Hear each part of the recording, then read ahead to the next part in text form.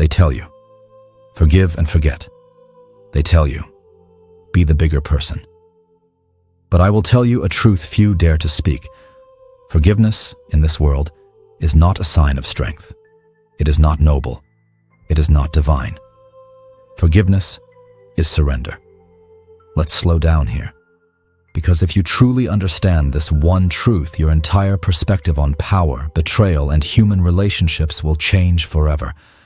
For centuries, leaders, priests, and philosophers have repeated the same chorus: forgive those who wrong you. But ask yourself, who benefits when you forgive? Is it you, the wounded one? Or is it the betrayer, the liar, the manipulator who now knows you have no teeth? Forgiveness is not divine. Divinity belongs to the dead. The living, the survivors, the rulers, the strategists cannot afford such luxuries. You and I, here and now, do not live in paradise. We live in a battlefield of trust, betrayal, loyalty, envy, and ambition. And on this battlefield, the one who forgives recklessly does not heal. He bleeds out quietly, smiling, while others sharpen their knives. Think about it. How many times have you been told to forgive someone who betrayed you? A friend who lied, a partner who cheated, a colleague who backstabbed you to get ahead. Society whispers in your ear, forgive them, let it go, it will give you peace. But what happens after you forgive? Do they transform into saints? Do they change forever? Or do they learn something darker, something more dangerous? They learn that they can hurt you, and you will still welcome them back. Forgiveness, without calculation, is not kindness. It is permission. It is an open invitation to be harmed again and again. Machiavelli understood this centuries ago. He warned rulers. A prince who forgives his traitors invites more betrayal. The principle is simple. If betrayal has no cost, betrayal multiplies. If disloyalty has no punishment, disloyalty spreads. Empires fall not because their enemies are stronger, but because their leaders grow soft. They forgive when they should remember. They embrace when they should keep distance. Let me ask you, what fool walks back into the jaws that once crushed him and calls it healing? Do you see how insane that is? A lion bites your arm. You escape, scarred.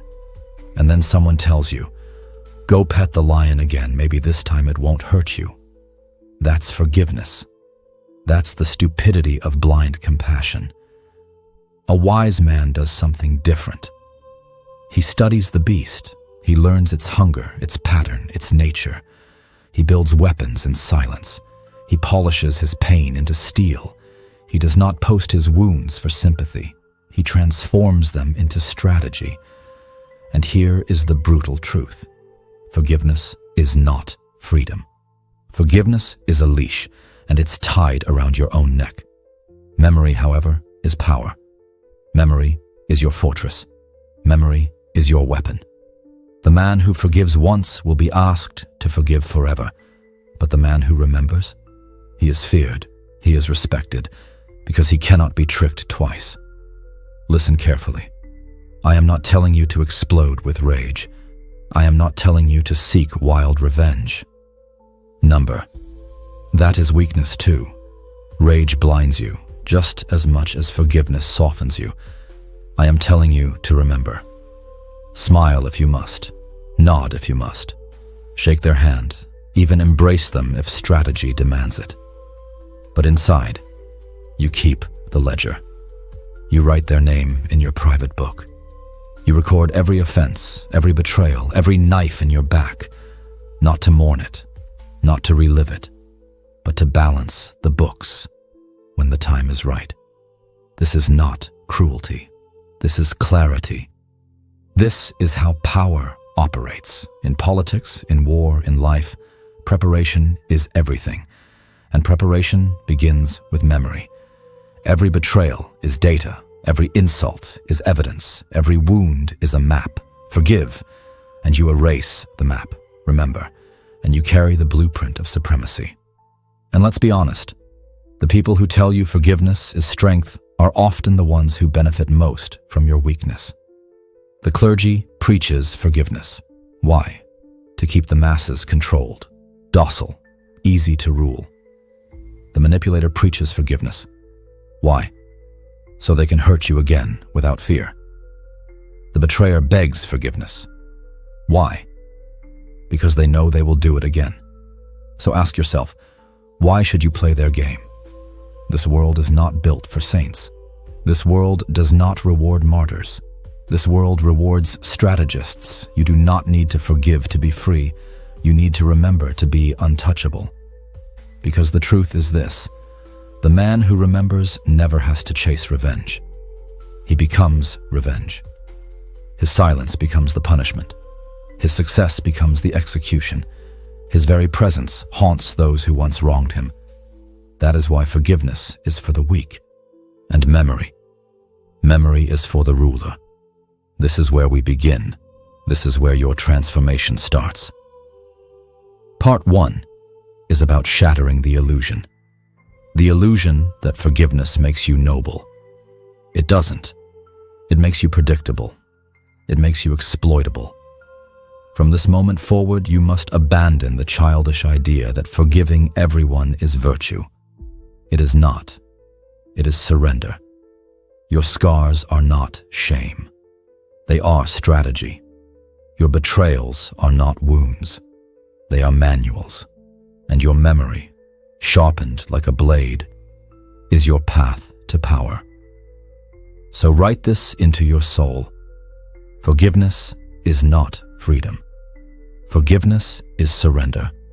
And the one who remembers always wins. Now that we've shattered the illusion of forgiveness, let's go deeper. Because memory is not just survival. It is a system. If you're serious about becoming untouchable, you must learn to build what I call the ledger of betrayals. Think about every time you've been lied to. Every time someone smiled at your face while sharpening a knife behind your back. Every promise broken.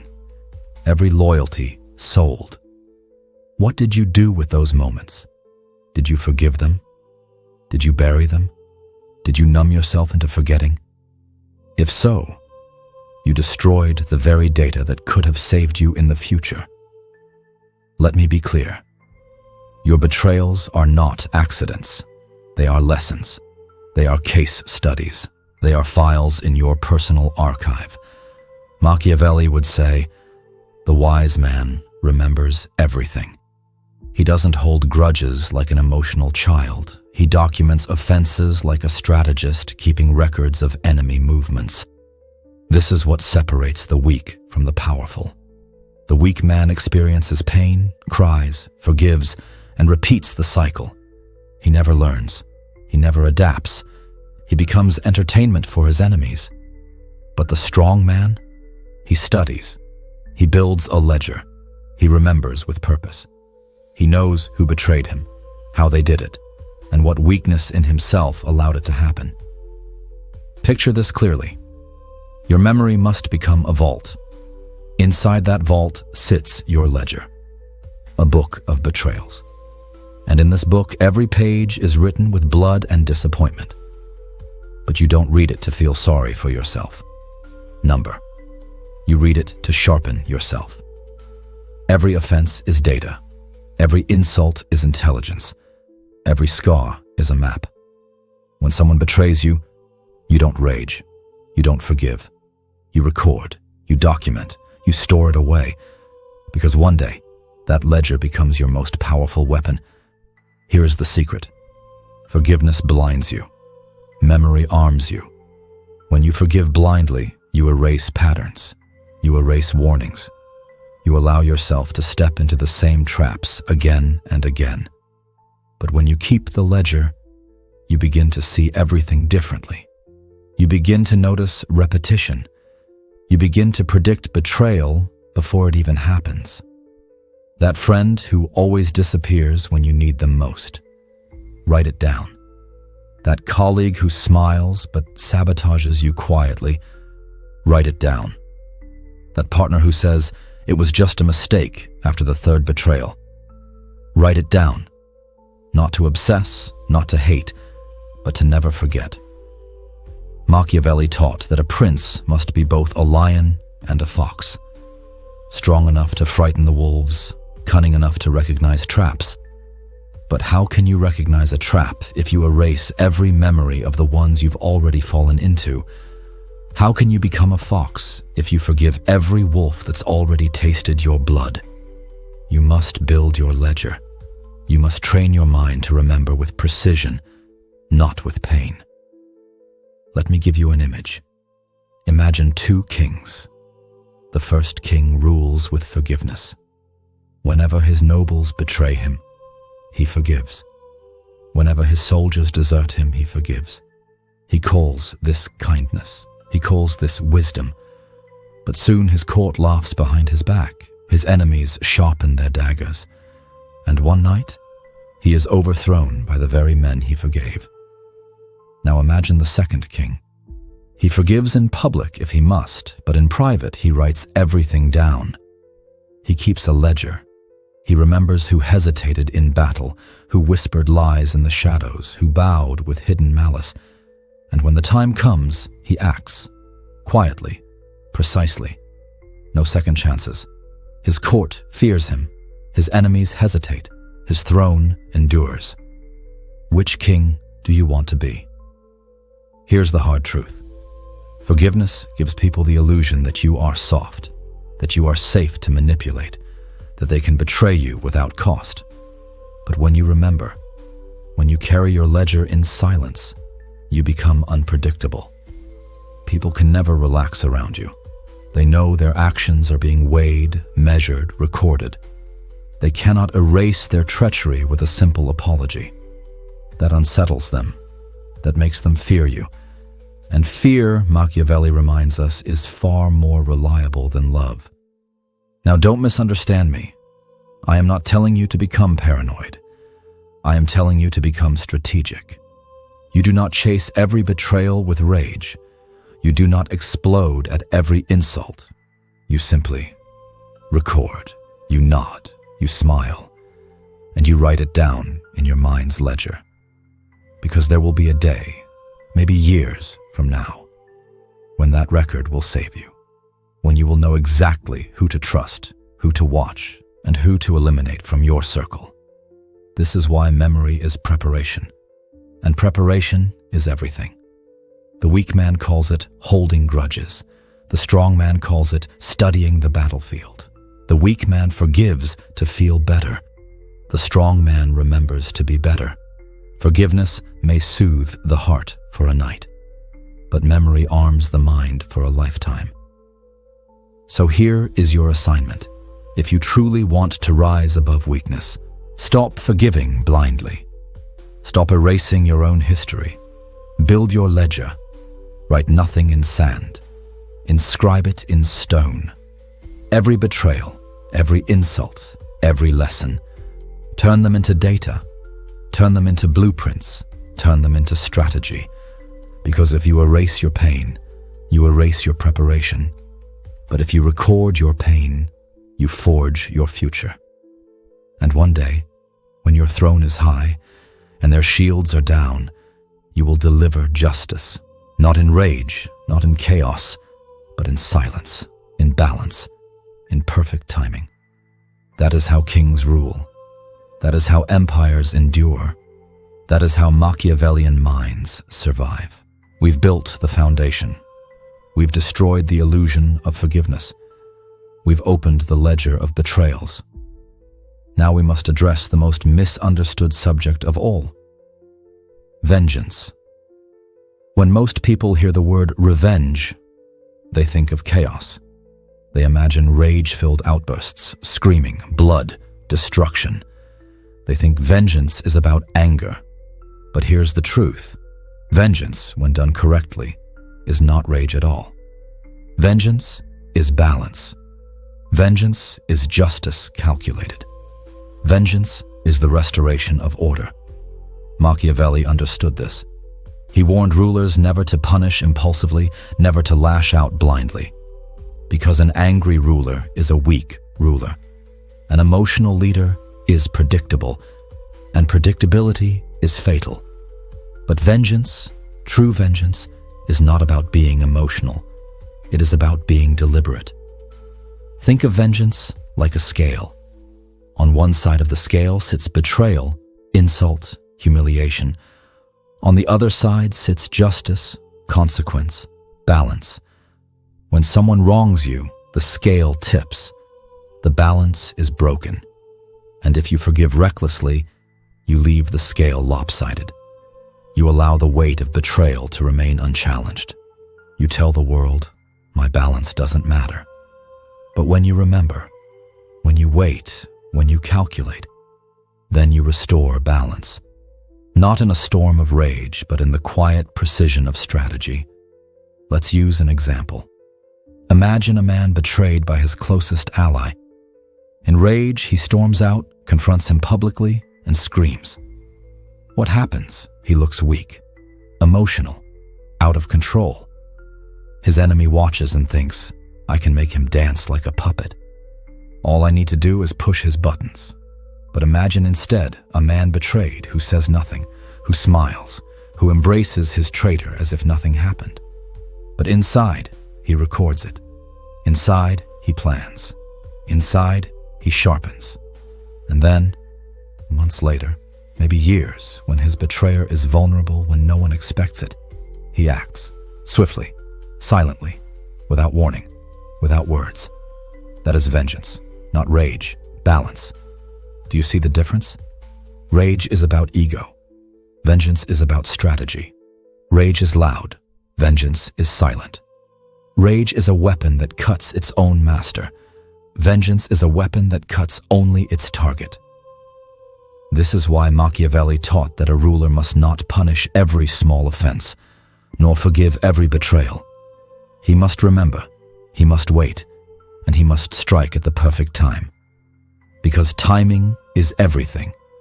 Punish too soon and you reveal your hand. Punish too late and you lose respect. But punish at the right moment, and you send a message that echoes for generations. Now some will tell you vengeance poisons the soul, that it consumes you, that it makes you bitter. But that is only true if you confuse vengeance with obsession. If you spend your nights dreaming of fire and blood, then yes, you are consumed. You are weak. But if you turn your betrayals into balance, into lessons, into precise acts of consequence, then vengeance purifies you, it transforms you, it frees you, because the man who remembers is not bitter. He is prepared. Let me put it this way. Forgiveness removes the teeth of the lion. Rage makes the lion thrash blindly. But vengeance? Vengeance teaches the lion when to strike and where. That is the difference between weakness, chaos, and power. And here's another truth you must accept. The greatest vengeance is not destruction. It is resurrection. What do I mean by that? It means the most powerful revenge is not burning your enemies to ash. It is rising so high, so untouchable, so far beyond their reach that your very existence haunts them. When your success thunders in their minds every time they hear your name. When your presence becomes a storm they cannot escape. When they realize they created the very force that now towers above them because of their betrayal. That is vengeance, perfected. That is vengeance without lifting a blade. Listen carefully. You do not win by being noble. You do not win by forgiving endlessly. And you do not win by raging wildly. You win by being necessary. You win by remembering.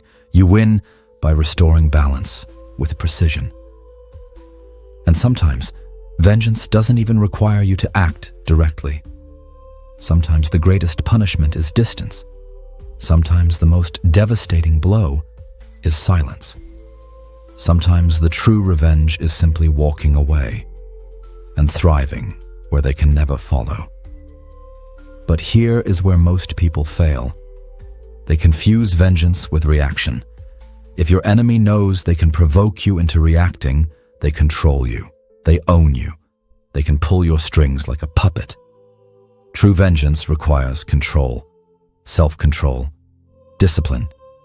You act when you decide. You strike when you choose. Not when anger commands you, not when ego pushes you, but when strategy demands it.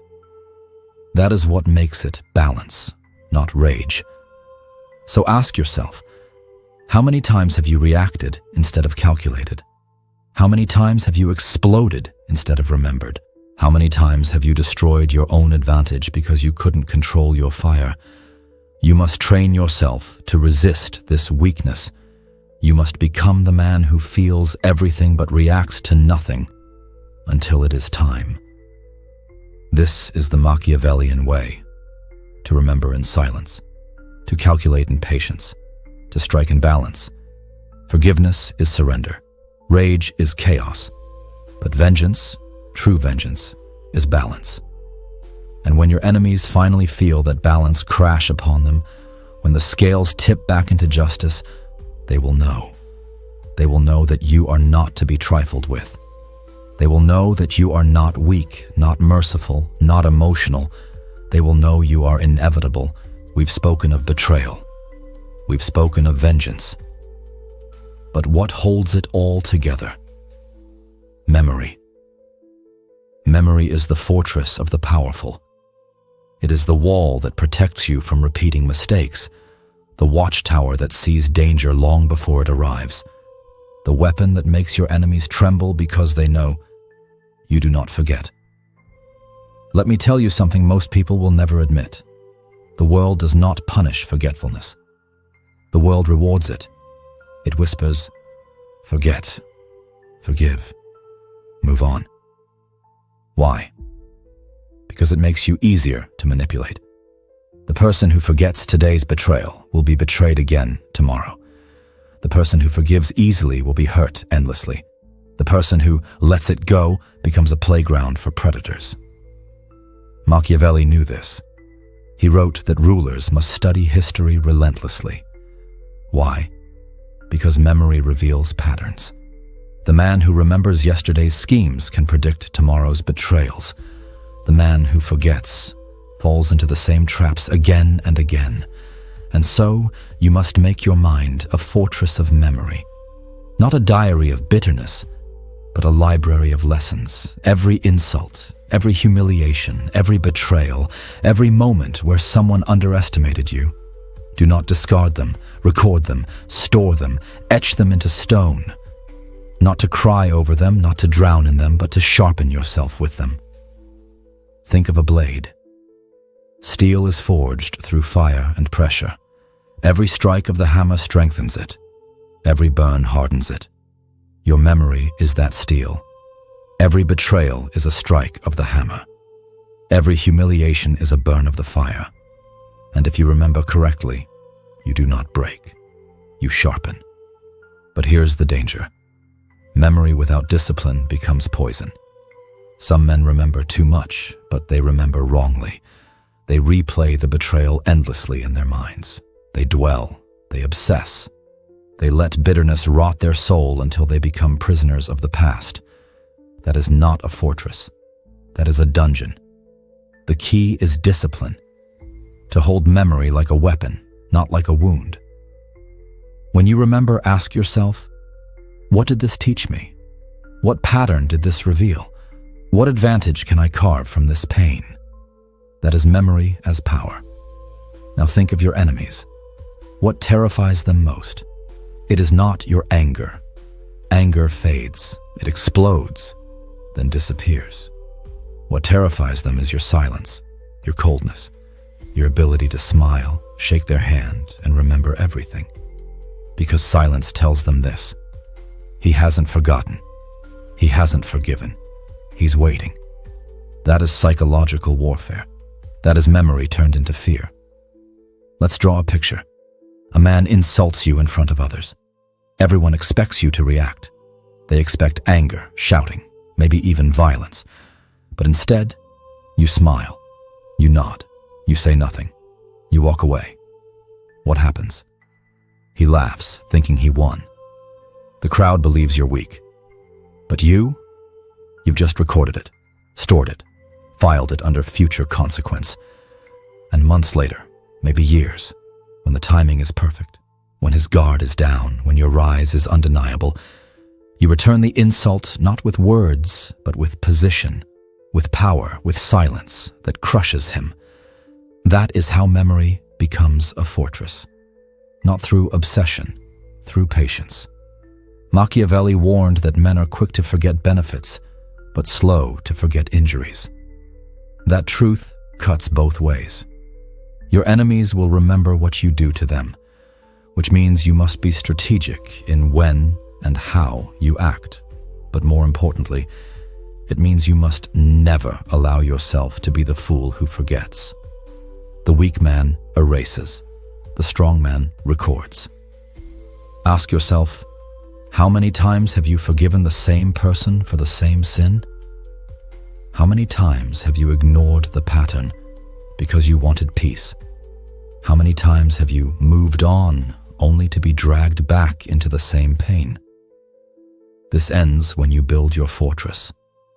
A fortress of memory where nothing is lost, where every stone is a lesson, where every betrayal becomes part of your armor.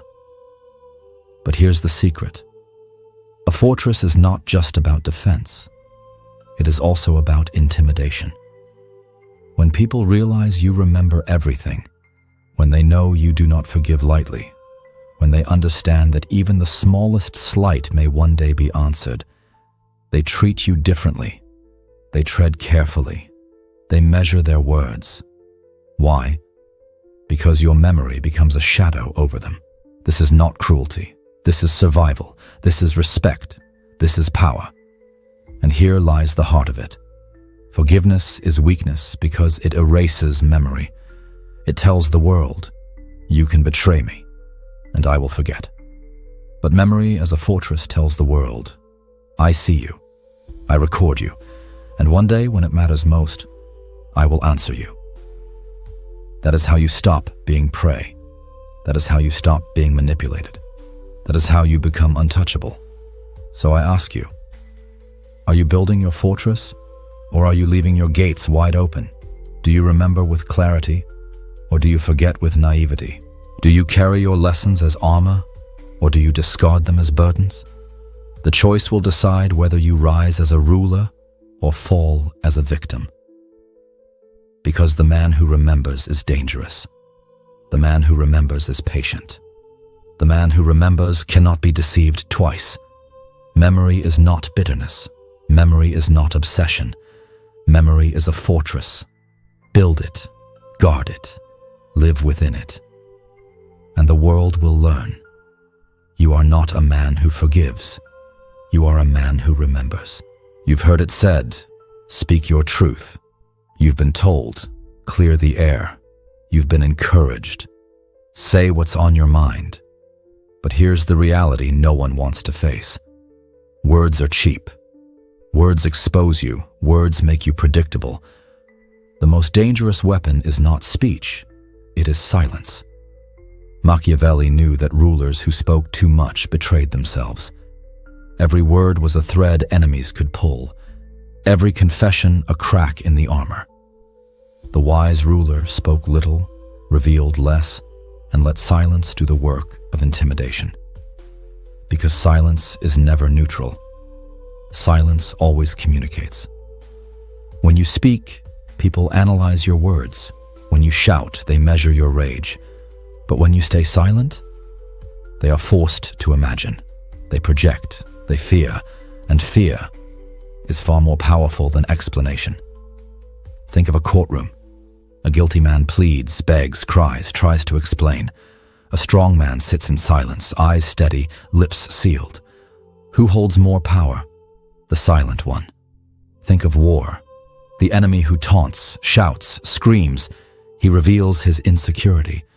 But the enemy who says nothing, who simply watches, who waits, he terrifies, because silence is unreadable. Silence is unknowable. Silence makes men imagine horrors worse than reality, but silence is only half the weapon. The other half is distance. Distance is power. Distance is the refusal to engage in petty games. Distance is the space you create between yourself and those who would drain, manipulate, or betray you. Distance denies them access. When someone wrongs you, what do they expect? They expect words. They expect a confrontation. They expect you to demand closure. But when you give them silence instead, when you give them distance instead, they are left suspended in uncertainty. They don't know where you stand. They don't know what you're planning. They don't know when or if you will respond. That uncertainty is punishment. That uncertainty is power. Imagine a traitor who betrays you. You don't scream. You don't expose him. You don't even mention it. You simply grow silent. You grow distant. You withdraw your presence, your energy, your favor. At first, he relaxes. He thinks he's safe. But over time, silence begins to crush him. Doubt grows. He wonders if you know. He wonders if you're waiting. He wonders if your silence is the calm before a storm. That is psychological warfare. That is punishment without lifting a finger. Machiavelli wrote that rulers should never be too available, never too common, because familiarity breeds contempt. Distance creates reverence. When you pull back, when you make yourself scarce, when you step away, people start to notice. Your absence becomes louder than words. Your distance becomes a statement of its own, because nothing terrifies the guilty more than not knowing what comes next. Now let's expose a truth most people cannot handle. Silence and distance are not passive. They are not weakness. They are active strategies of domination. The weak man forgives with words. The weak man argues endlessly. The weak man shouts his pain. But the strong man withdraws. He gives nothing.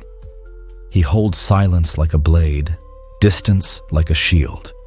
And through both, he creates an aura of power. Think about it.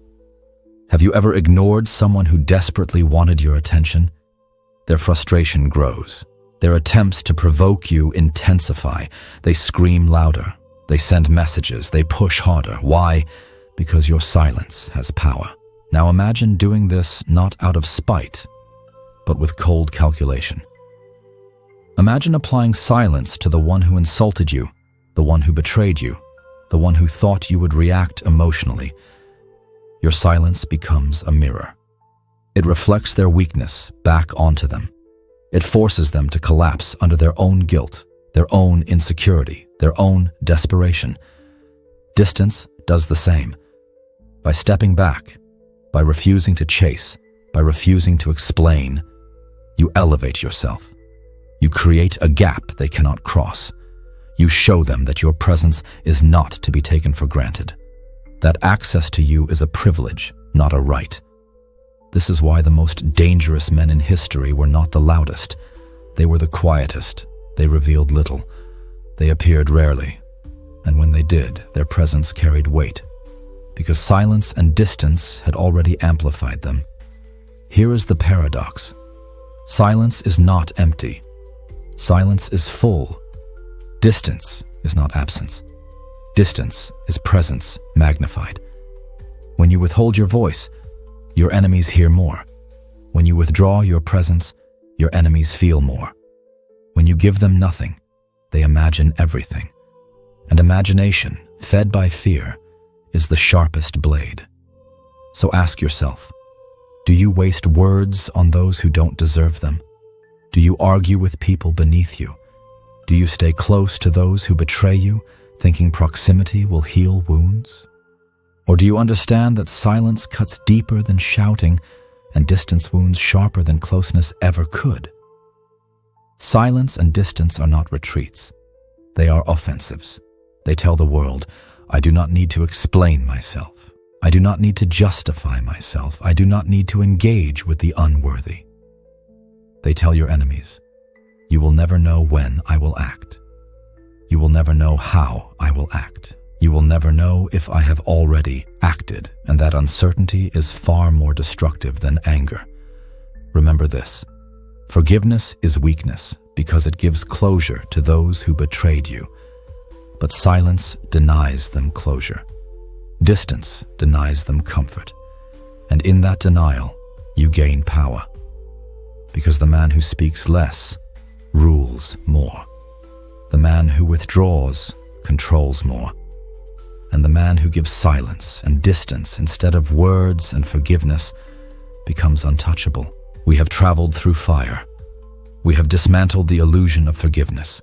We have studied vengeance as balance, memory as fortress, silence as a weapon, and distance as a shield. Now we arrive at the final stage, the transformation, the moment where you stop reacting to betrayal and start transcending it. This is where you become untouchable. Ask yourself, what does it mean to be untouchable? It does not mean no one will try to betray you. They will.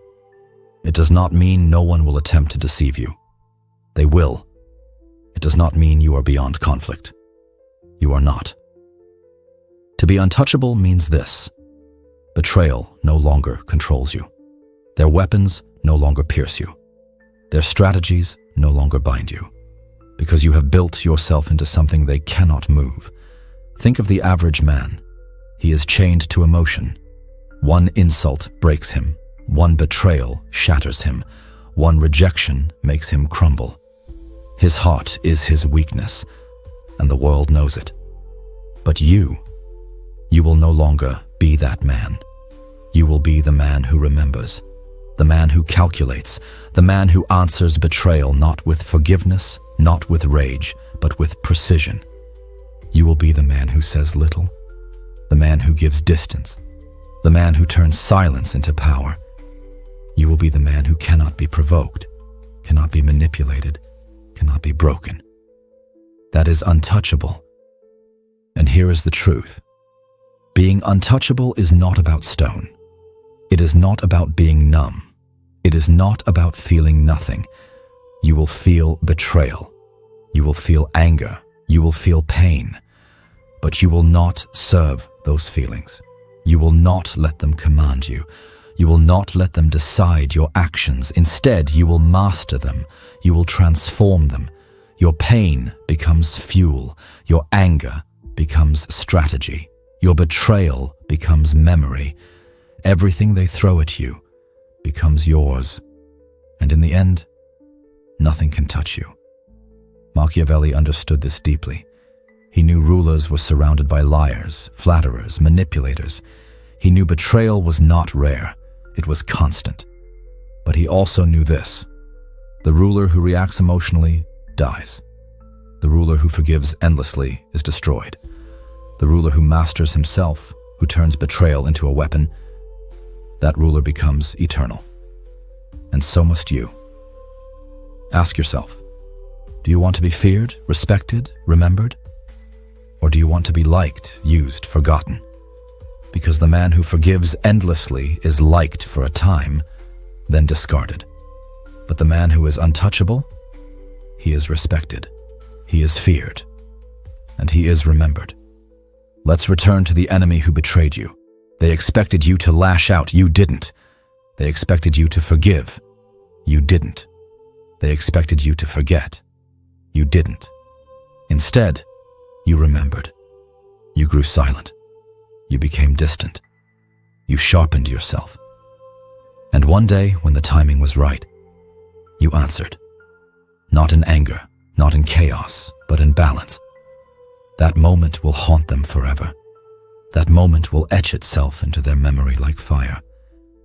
That moment will make them whisper your name with respect or with fear.